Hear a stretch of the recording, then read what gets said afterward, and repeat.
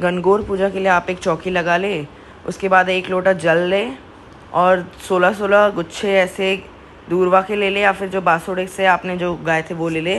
फिर आपको गीत गाते हुए पाटे को धोना होता है, तो आप धो ले पाटे को, और गीत आपको डिस्क्रिप्शन बॉक्स में मिल जाएगा। उसके बाद आपको चौकी पे ऐसे दूर्वा रखना है और फिर शिव परिवार की फ़ोटो या मूर्ति रखे। अगर आप गणगौर की मूर्ति नहीं ला रहे तो फिर आप थापा लेके आए, ये थापा मिलता है मार्केट में, आप ये ले ले। उसके बाद आपको गणेश जी की फ़ोटो या मूर्ति चाहिए होगी, गणेश जी की फ़ोटो या मूर्ति ले ले आप, या फिर आप सुपारी से बने गणपति भी आप ले सकते हैं। फिर आपको 16-16 दांत की दूर्वा देनी होती है, तो फिर आप 16 ऐसे गुच्छे ले ले और पहले आप शिव परिवार को रखिए। अगर आपने गणगौर की मूर्ति ली है तो सिर्फ आप उन्हीं को ही रख सकते हैं और गणेश जी को। फिर आपको नहला देना, एक बार शुद्धिकरण कर लेनी है। फिर आपको दूर्वा चढ़ाना है सबको,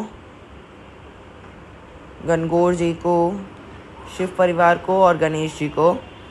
उसके बाद आपको कलावा लेना है और जो आपने थापा लिया है ना, उसके ऊपर आपको मेहंदी से ऐसे आपको कवर कर लेना है। फिर आपको कुमकुम से आपको तिलक करना है सबको, गणगौर जी को। इसके अंदर सूरज चांद होते हैं उसे। अगर आप गणेश जी की फ़ोटो या मूर्ति नहीं रख रहे तो फिर थापे में भी गणेश जी होते हैं, आप चाहे तो उसमें भी ले सकते हैं। उसके बाद आपको 16 टिक्की ऐसे आपको कुमकुम की लगानी पड़ती है, फिर मेहंदी की और फिर काजल की।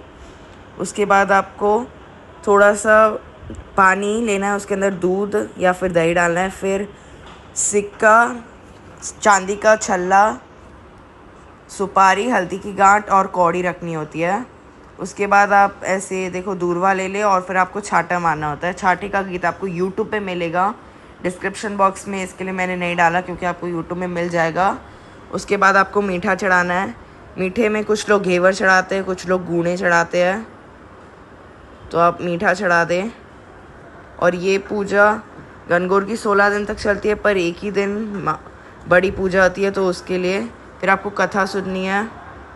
कथा आपको यूट्यूब में मिल जाएगा। फिर आपको कथा के बाद ऐसे आपको थोड़ा आपको उधर डाल देना और थोड़ा आपको जल में डाल देना है। उसके बाद जो ये आपने रखा है, इससे सारा सामान निकाल के जो पानी है उससे आपको सूर्य देवता को अर्घ देना है, और इससे भी आपको सूर्य देवता को अर्घ देना है। तो यही सरल विधि थी। और गणगौर पूजा जो होती है वो 16 दिन की होती है, पर एक दिन बड़ा गणगौर होती है। अगर आपने 16 दिन पूजा नहीं की तो फिर आप एक ही दिन कर सकते हैं। उसके बाद आप चाहे तो दक्षिणा चढ़ा दें, और फिर शाम को जब आप थापे का विसर्जन करेंगे या गणगौर का, तो फिर आपको चांदी से आपको खाना खिलाना होता है, चांदी के सिक्के से या चांदी के छल्ले से।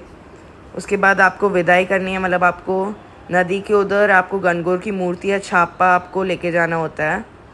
हैप्पी गणगौर। ये सरल कैसी लगी?